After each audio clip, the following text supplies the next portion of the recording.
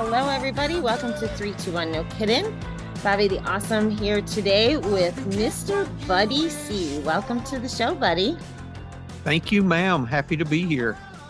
I'm pretty excited and humbled by about this conversation that we're about to have because I know nothing in the context of your what you're going to share as far as, is it religion? Is that the right word? Or is it just No, it's spirituality? philosophy. It's Philosophy. philosophy, not wisdom. I mean, not religion. Okay, It's perfect. philosophy. Well, if you don't mind, do you want to give yourself a little introduction and let everybody know who you are, where you're from, and anything else you might want to share? Sure. I'm obviously from the South. I get a lot of kicks about my accent. I tried to get rid of that, and it just didn't work. So I just accepted it and moved on. Uh, I was a heavy drinker at one point to deal with business stress. I was a businessman. And in a short period of time, I got to the point that I couldn't control my drinking.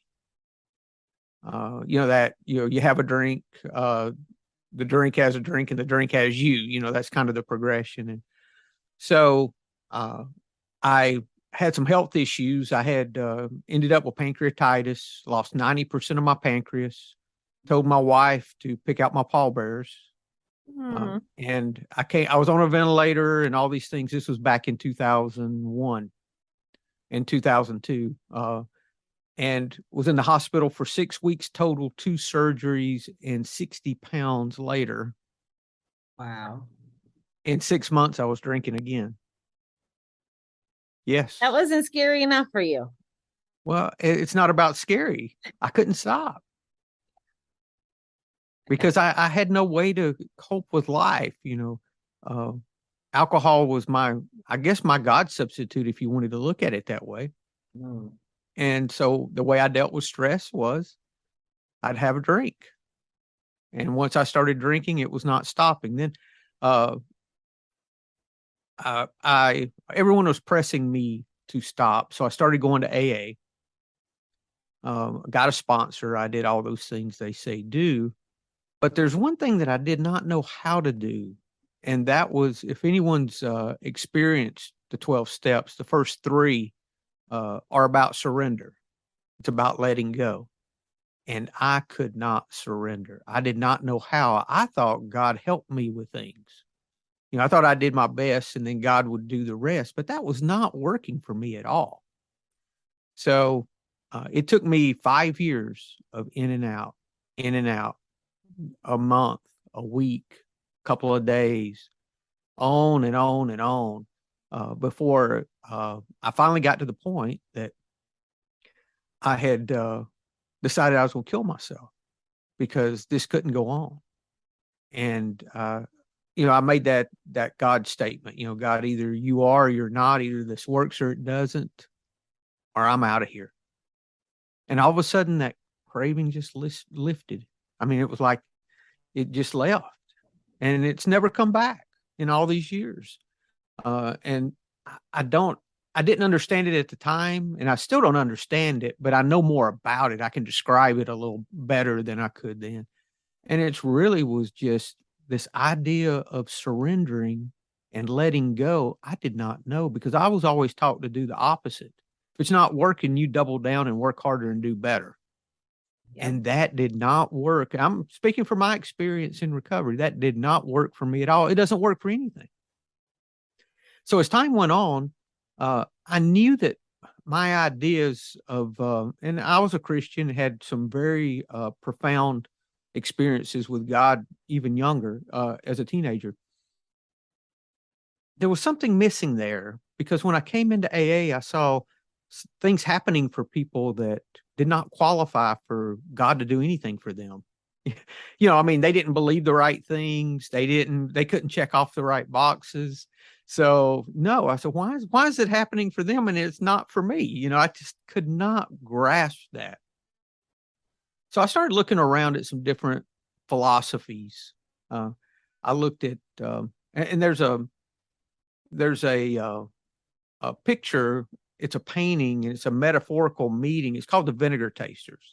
Oh, I read this on your website. I'm so excited. I was going to ask you to share this story. This is beautiful. Oh, good, good. And so it's a metaphorical meeting, and what they did at the time, they used vinegar for a lot of different purposes.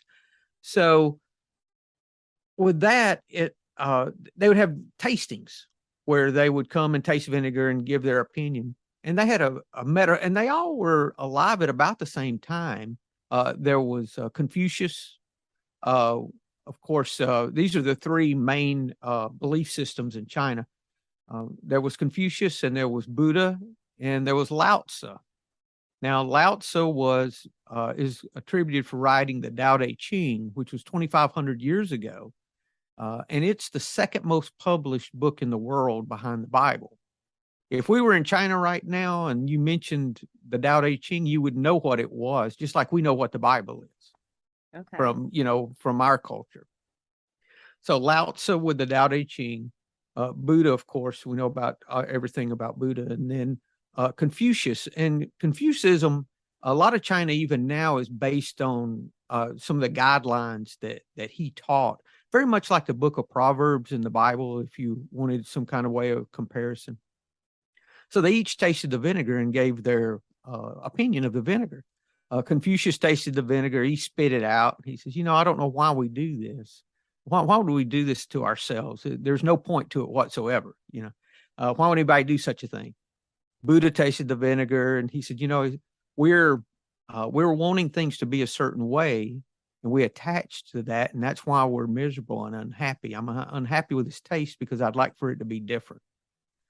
Lao Tzu tasted the vinegar. He smiled and said, it's vinegar. That's how it's supposed to taste. Acceptance, right?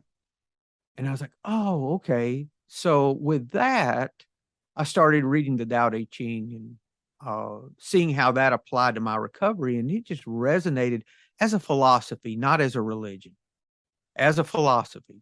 And nothing there conflicted with any of my Christian beliefs. As a matter of fact, you could look at the Jesus Sutras and you'd see that China was a Christian nation from about 600 AD till I think around 1100 AD.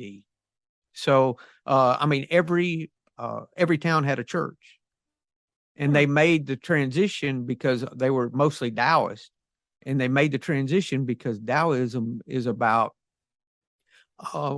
this ever expanding power that we think of as the Big Bang, that there's this force that's working all the time.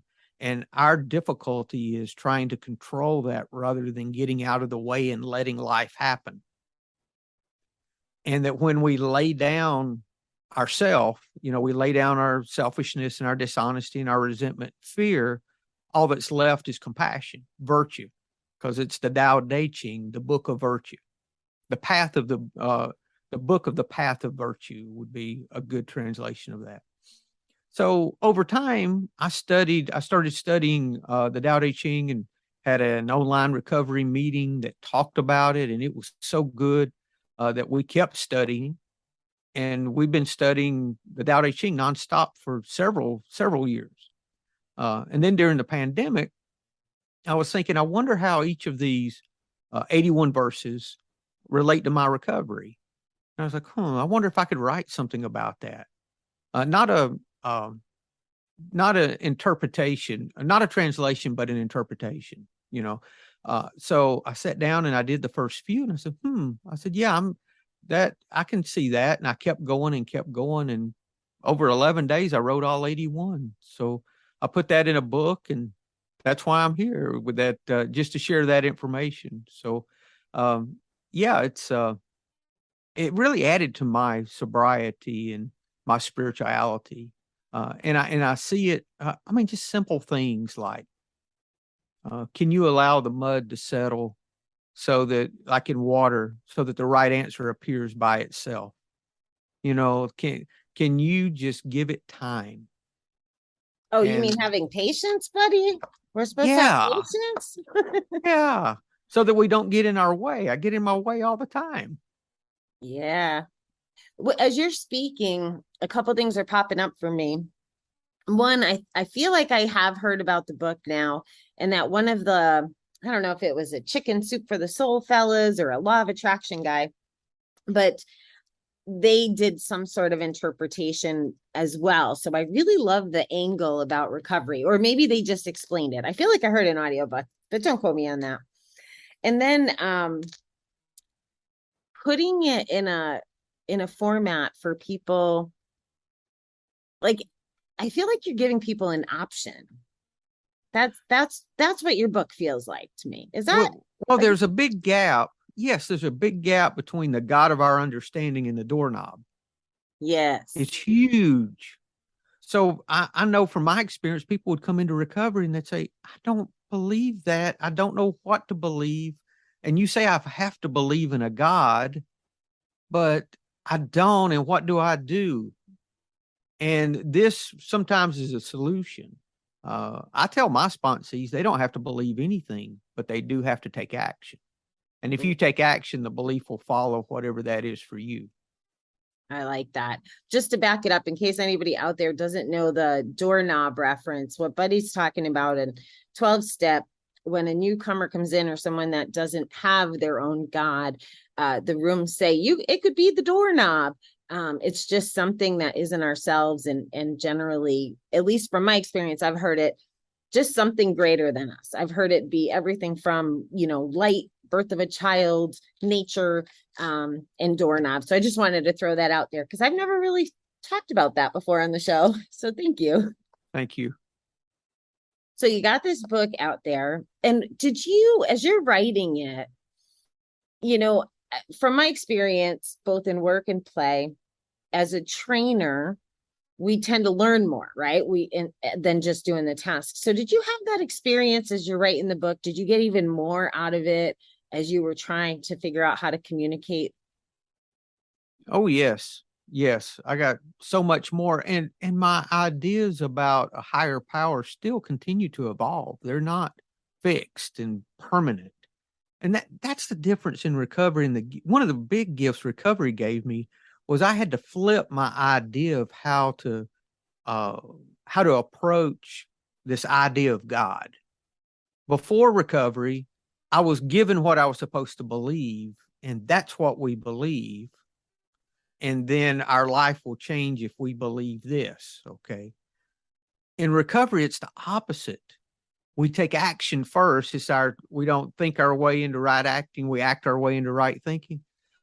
Because that's what Bill said when he said that there would nothing so much keep you from drinking as working with another alcoholic. That wasn't after you have some time under your belt. That's out of the gate.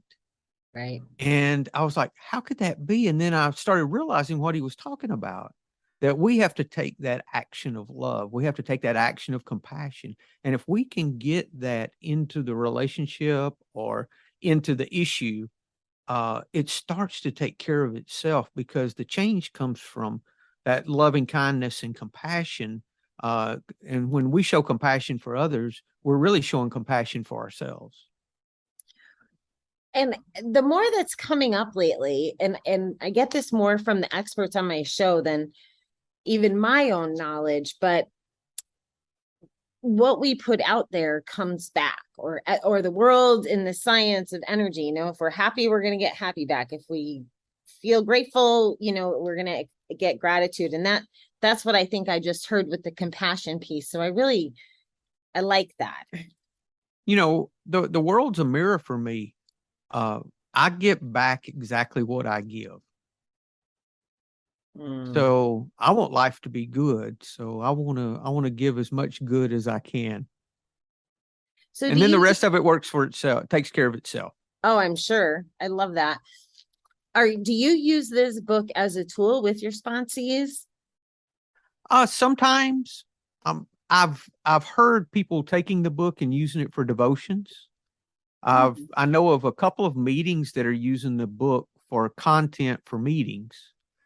There's one in Missouri, I think, that's doing this, and there's one in India that's doing this. Wow. Yeah, believe that. Yeah, I couldn't believe that either. I get it. And there's a yoga group that's doing that. Mark on the Recovered Cast used it for several months for his content, for his podcast. So I've got different people using it for those type things. But I'm also doing a daily devotion that I'm taking the little ideas and putting them into a thought and an affirmation. If anybody wants that, they can go to buddyc.org and get those for free while I'm writing them. I'm writing them right now. So that's been more difficult than the book. The book was just a gift. I just sat there and just wrote it. I was amazed as I wrote the book. I still look at it now at different verses and I think, did I really pen this? Because I did not come up with this. This is way beyond me. It was really quite an experience. That's what a lot of the great authors say. It's like they're just the vehicle to get the words on the page. And you just gave me an idea. I haven't done very many solo shows because I've been blessed to have so many resources, great information because there's so much to learn. But I had gone through the Recovery Dharma book. I think it was during COVID, and I kind of taught out of that on the show. We took different pieces. I almost wonder if I should try to do that with your book with a couple solo shows.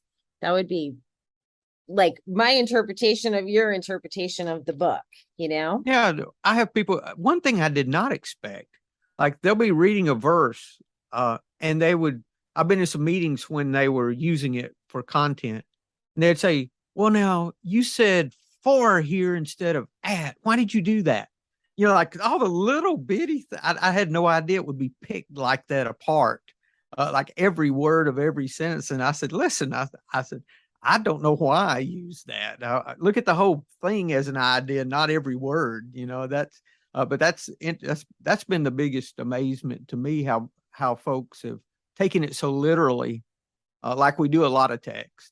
But I'm just amazed it's been as well received as it has.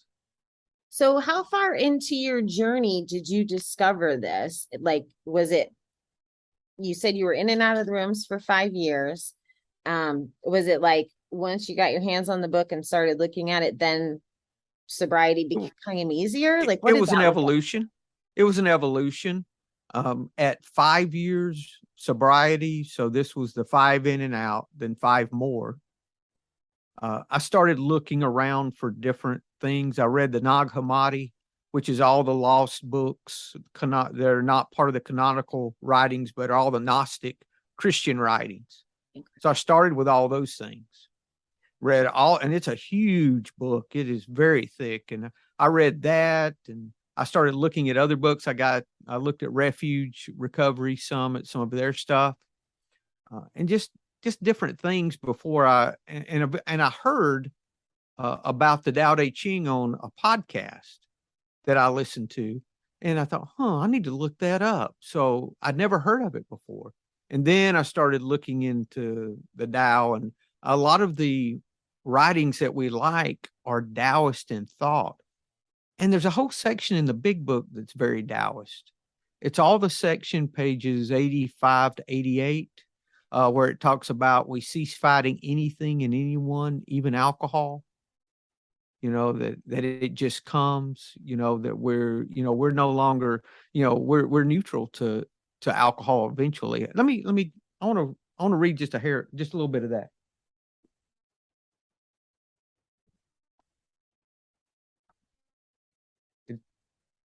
It says, we cease fighting anything and anyone, even alcohol, for by this time sanity will have returned. We'll seldom be interested in liquor. If tempted, we recoil from it as a hot flame. We react sanely and normally. We find that this has happened automatically. We will see that our new attitude toward liquor has been given us without any thought or effort on our part. It just comes. That's the miracle of it. We're not fighting it, neither are we avoiding temptation. We feel as though we've been placed in a position of neutrality, safe and protected. That's the Tao. That's the idea behind the Tao, is that we're more in our way than we are making our way. So my job, and that's what the steps have done for me, is just help me to step out of the way and just let life happen. One quote I really like says that the man of Tao stands on what is already moving, Uh, doesn't make things happen.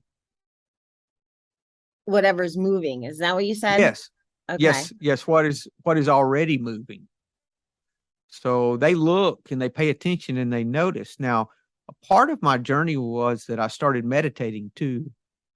This was in 16, a couple of years after that. I started meditating as well at about the same time. And then I started practicing with the Zen Center in Atlanta, which I've enjoyed. But meditation's become a big part of my recovery and my daily spiritual walk. I meditate daily. What would you say? I think the common feedback when we talk about meditating as our personal practice is, I can't meditate. I got the thoughts. And what would you say to those people who always say, I can't meditate? Because I'm sure you've encountered them as well. Yeah, it's not about not thinking. That's what I have learned. For me, I'm going to think. It's what do I do with those thoughts? Do I let those thoughts take me off to somewhere, or can I just let those thoughts go? Maybe come back to my breath. If and there's times I can't meditate. If I have a very busy day and it's in the middle of the day, and I want to meditate, sometimes I can't sit down and do it. I'm just too hyperactive to do that. If my best meditation time is first thing in the morning before I look at email, before I do anything, is go ahead and meditate then. So we all have that fidgetiness at times, where we can't sit still. But for the most part, we learn different practices that help. Counting breath is a good practice. A mantra. Some people use a mantra of some kind. Uh, and there's lots of different mantras that you can use. There's lots of good podcasts on meditation too. Did I see One that you I have really like is Spiritual Awakening Radio. It's James Bean um, is the guy that does it, and he's been doing this for years and years. And I learned a lot from his podcast when I was starting to meditate. you have links to a lot of these things on your website? Am I right? I do, under the resources, and there's a podcast resource page as well. And I have his podcasts and a lot of others there. That's awesome. I'm going to go back a little bit for a minute, because we were talking before I pressed record, and I honestly have never read the big book. I've never been to an AA meeting as an adult. I was exposed to it a lot as a kid, and I had to go to Alateen and all these things. And I really actually grew up very resentful with 12 step, but I'm in Gamblers Anonymous and Go Faithfully, and it's part of my recovery. So I'm past all that, but I've never read the book. I don't know all the things. And what you read out of that book kind of describes what happened to me. Alcohol just fell away when I was trying to only have a drink once a week, or not, only drink on the weekends, or all those games. It didn't come. But without trying, it just kind of fell away. So I wanted to call that out, because I'm sure there's people out there going, this stuff's kind of big deal, maybe feels distant, right? And we all have to start somewhere.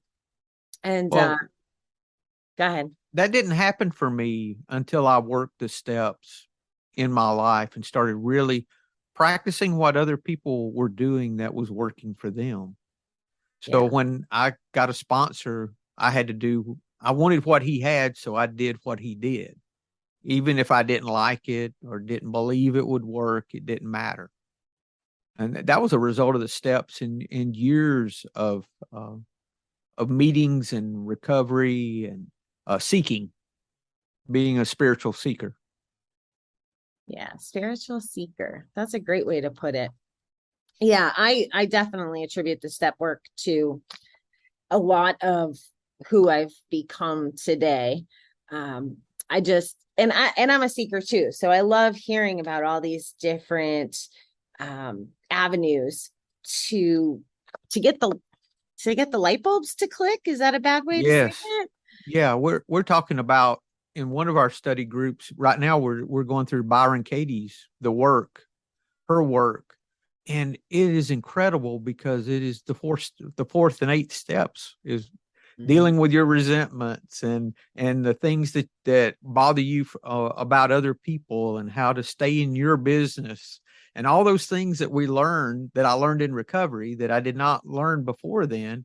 I'm saying, and that's a way that people outside of the rooms can apply some of the same principles that we learn in the rooms, whether those are Gamblers Anonymous or AA or NA or any of all the different meetings that there are programs. Yeah, yeah. Foundationally, I think it's pretty much all the same. I think the language changes, but I do recognize a lot of the principles from talking to AAers. Is Yeah, that the right way to call that? yeah, that's good enough. There's a good book called it's David Hawkins, A Pathway to Surrender. That it's a very and it's not an AA book. Uh, it's his personal uh, journey to learning how to surrender and how to maintain powerlessness in his life. And I have learned so much. It's really about doing the first three steps. The book is, and I've read it with sponsees, and we had a book study actually using that book that we read it through in the book study, and it was Oh, very brilliant. good, very good. I would recommend it to anyone that's having difficulty with the idea of letting go. Yeah, I think addiction for me, and we just talked about this at our meeting on Monday, was is about control. Like we were reading part of the book or whatever, and it I want to control my gambling, or my gambling made me feel in control, or my drinking made me feel in control of the situation. When really, once the smoke clears, you realize you're in control of nothing. Like, at least in my case, I was in control of nothing and I was just escaping and hiding. Yes, So it's very hard to be in control when you're off the rails. But it doesn't it's almost like you can't just like package it in a bow and give it to someone. They have to go on their journey to find their own way to release, right? Like, do you agree with that? I do. I think we have to experience the misery. It takes the misery. I'll read a verse from the book that talks about that, if that's okay. Sure. Let me get that here. It's about living life our way.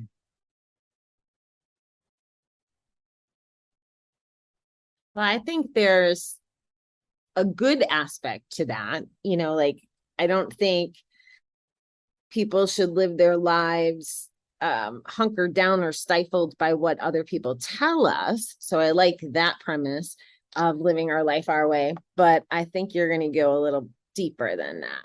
Yeah, this is verse 58, good or bad.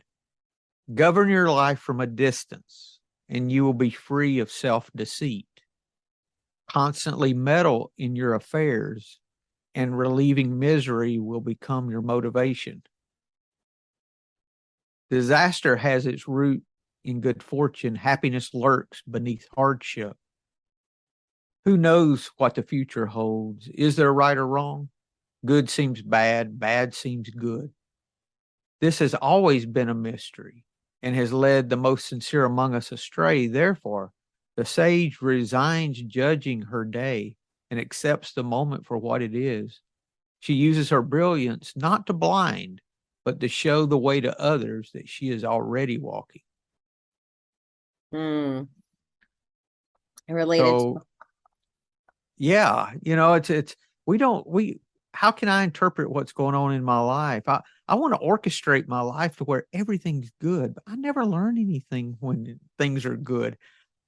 When I have difficulties, then I'm learning, and life would be very shallow if there were no lessons. That's true. I heard a lot about relinquishing control in there, and I'm tying it in my head to flow. You know how they say go with the flow? Yes.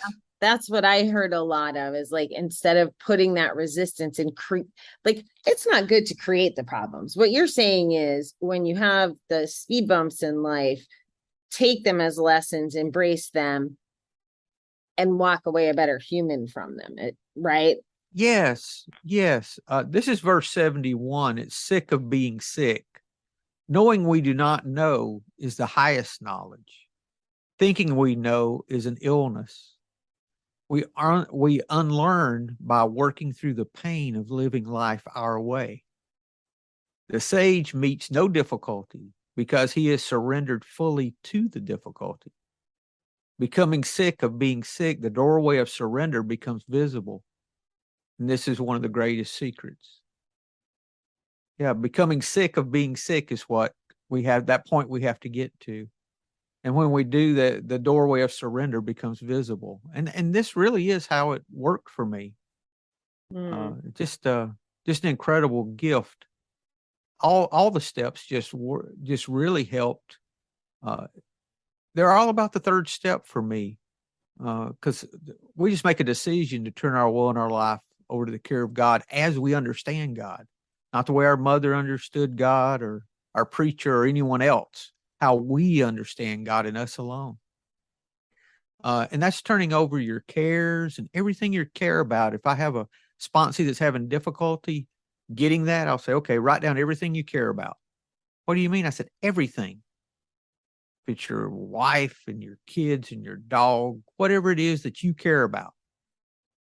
And then he gets his list, and he thinks it's going to be, a couple of hundreds, usually 30 things, 20, 30 things, when you get down to it. And I'll say, okay, you're not designed to carry these things. It's not your job.